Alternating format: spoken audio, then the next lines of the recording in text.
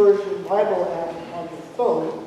You can pull up that app at this time, and if you go to your events tab, there's a little events tab there, you'll see that the outline for my sermon is there. That's something you can look at on your computer as well. Be sure to save whatever notes you take on the app today. And you want to check it at some point because I put this really cute script, this cute picture of this kid who has a Bible in his lap. And he's just such filled with joy. And I love this image that I came across this week because it reminds us of what a joy we read in the story of God.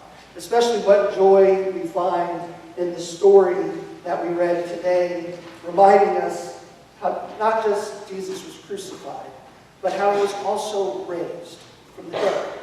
But before I talk about that, I want to talk about a favorite pastime of mine, and it's something Jacqueline and I like to do together. If this offends you, I'm sorry, but we like to heckle movies. Are there any fellow movie hecklers out there? Can I get an amen? All right, for those of you who are new to movie heckling, let me tell you how this goes down. So what you have to find is one of those movies that has a lot of big name actors in it and has a lot of CGI in it as well. And it's one of those movies that's trying to pretend to be this epic blockbuster, but it's just a big fat turkey. Now, the best place to start when heckling movies is the remake of Clash of the Titans. You know what I'm saying. Lately, the movie we like to heckle is Gods of Egypt, starring Gerard Butler, and who else was in that movie? And oh my goodness, some of the lines in that movie are hysterical. Then we found one that starred Jackie Chan, John Cusack, and Adrian Brody called Dragon Blade. It's on HBO if you haven't seen it, and I really do appreciate what the movie tries to do, but it was written by a 13-year-old. I think, no offense to 13-year-olds, but it was trying to be this big epic.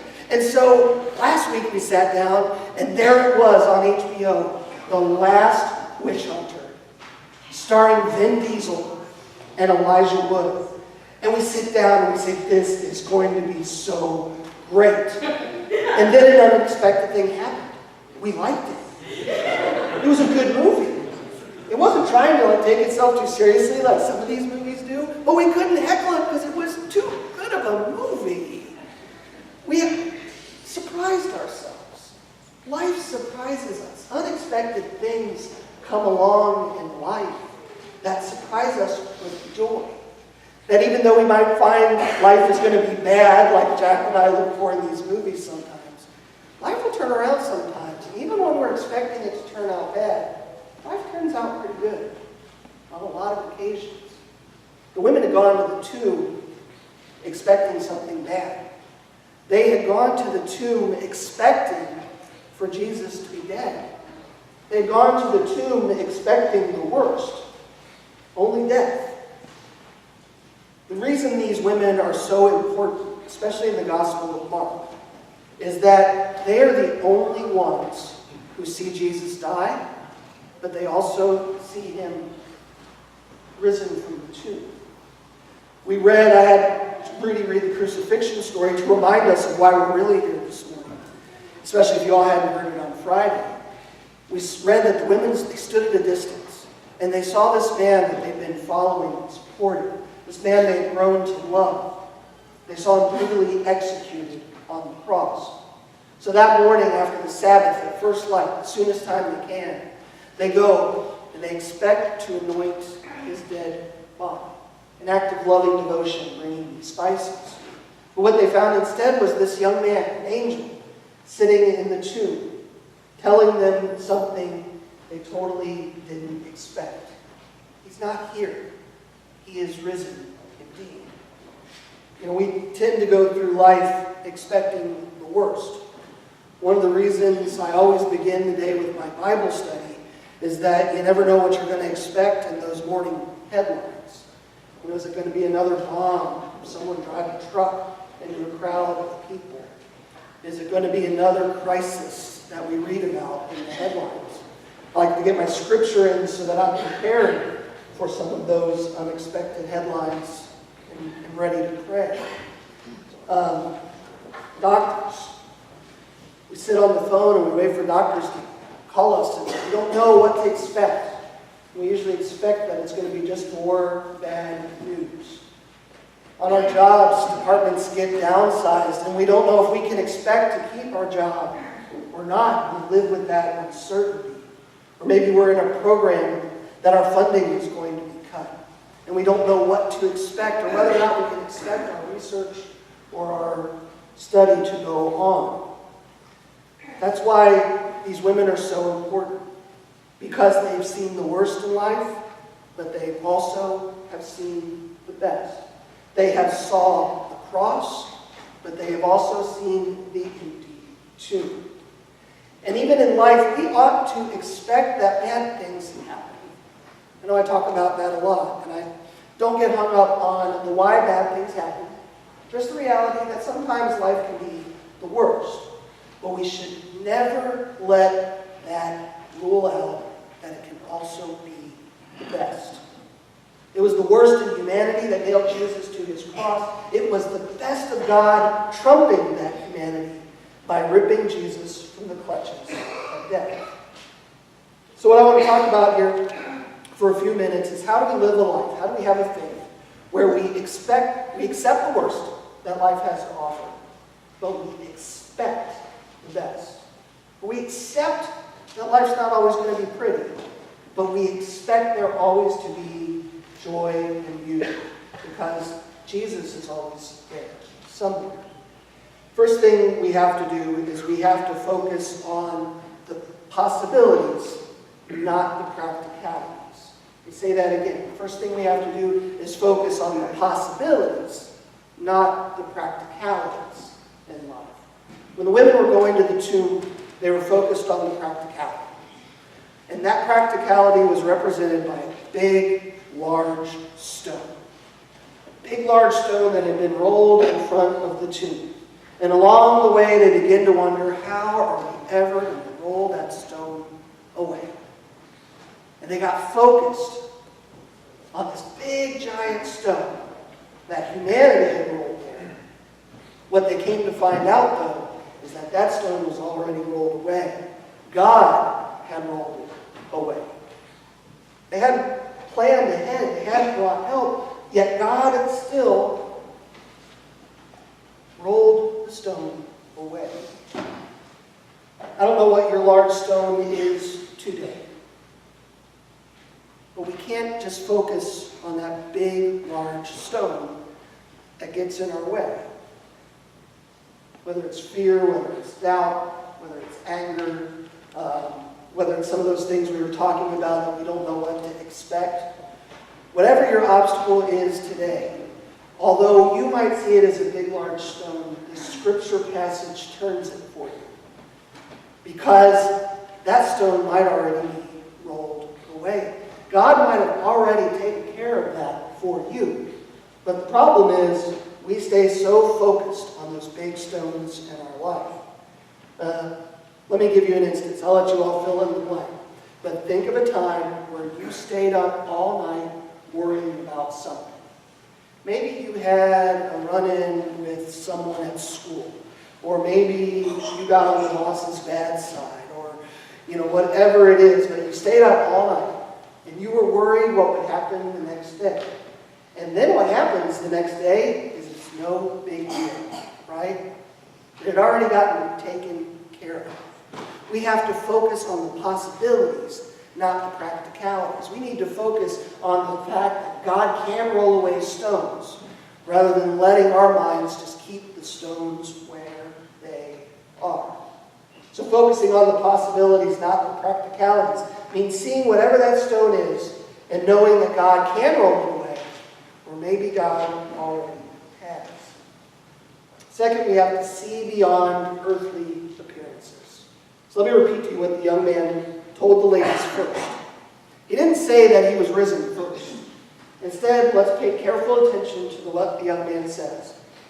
He tells the women, you've come here looking for Jesus of Nazareth, who was crucified. They came to the tomb looking for Jesus in earthly terms. His origin, Nazareth. His end of his death, crucifixion. They came looking for the earthly Jesus, when instead the young man implies they should have come looking for Jesus, the Son of God, who was risen. Teaches us that we have to see beyond appearances. We have to see where God is working in life and to see God's plan. I led our first Great Banquet team meeting. The Great Banquet is a weekend experience we offer here at the church for Men's Weekend and Women's Weekend. It's a short course on Christianity where we gather to learn about our faith, celebrate the sacraments, have a good time, and eat a lot. It's all right here in the church. And for me, it was a greater spiritual experience in my walk with Christ than seminary was. But I offered this question for everyone to ask. I asked people to stand up, introduce themselves, and tell us where God was working this week. And we got all sorts of answers from a person who said that they've seen God working in the smile of their grandchildren. Or even in grief, where someone said that even though we've gone through losing a high school student here in the community, that death of Jacob brought all those schools together and all those young people supporting one another. And as hard as that was, we saw God working in our community surrounding Jacob's death. Mary Oden has this great story, and she would let me tell you this if she was able to be here today. She's one of our older home doctors. And you talk about God's plan and how it works. While Mary was caring for her husband, she got her foot run over by a wheelchair. And she will tell you the gentleman in the wheelchair was a rather large man. And it crushed her toes, such that her toes curled over on top of her big toe. But she's battling melanoma, and she had to have that big toe taken off. And anyone who's lost a big toe, they'll tell you that's a tough toe to lose because it helps with your balance. Well, you know what happened after she got that toe taken off? All those curled toes moved right over into the empty spot, and she never had any problems with her balance. Almost as if those toes were broken just for the day she was going to lose one, and she needed those toes to compensate. God working behind the scenes. The way I like to look at it is seeing in every situation where God is winking back at you.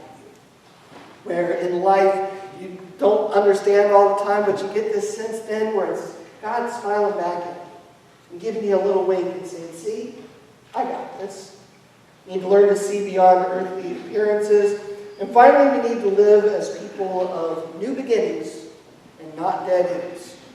When you leave here today, I want you to see yourself as a person of new beginnings, or as Peter wrote, of the new birth, rather than the dead ends. The cross was a dead end. The woman could have stayed just at the foot of the cross, but instead they went to the tomb and they experienced new birth, new life. And their roles changed. They had come as followers and supporters of Jesus, but the young man changed their lives, gave them a new purpose, for he sent them to be the first preachers. He sent them to be the first evangelists. He said, go and tell the others. And even though it took them a while to find their voice, and the passage ends with them so stunned that they can't live out that new beginning, eventually they got there. And because they got to tell and share their witness, we are here today, again to say he is risen. The resurrection gives us hope that we can make a new beginning too. Especially if you feel like you're stuck in a dead end. Where is the potential? Where's the possibility? On Great Banquet weekends, we talk about dying moments. Dying moments being any experience of loss that kills us inside. But in faith, when we give God our dying moment, then God can bring gifts and possibilities that we would never have asked for otherwise. New beginnings can be scary. Changes can be scary. But let me give you some examples of beginnings and how they lead to big things. So as I said, the women, they were too scared at first to share, to live out their witness. But eventually, the whole world knew about Jesus. Did you know that the first electric light was so dim that they had to use a candle to find its socket? Did you know that the Wright brothers' first airplane flight lasted a total of 12 seconds? And look at all the jets overhead now today. Did you know that the first cars, the first autos, were so slow that horse carriages used to pass them by? And the cars were so unreliable they'd break down. And so people would drive by those in these new cars saying, "Get a horse." New beginnings might be small things, but just look at the airplanes in the sky, look at the lights overhead, and get in your cars on the drive home and realize that those had small beginnings as well. Living as people of new beginnings means seeing that even dead ends or dying moments are new beginnings, new possibilities. Leave here as people of new beginnings. That's what the cross and the tomb made possible. Because we were at a dead end when God sent God's Son. We were lost in sin. We had no hope. And yet Jesus chose to be forsaken so that we would know we were never forgotten. Jesus chose to die, not just to suffer death for us, but so that we might have life. And that one small act by one extraordinary person who loves us has changed our lives forever and is still changing this world. So go and live out a new beginning. If you're in a dead end, give that over to God and say, "God, where's my new start? Where is this leading me?" And go out there, and even if your life has seemed dim, may you burn brighter than any electric bulb that has ever been created. May you go and be the light of the world, letting Christ's light shine through you as we leave here with the joy of an Easter dawn all over again.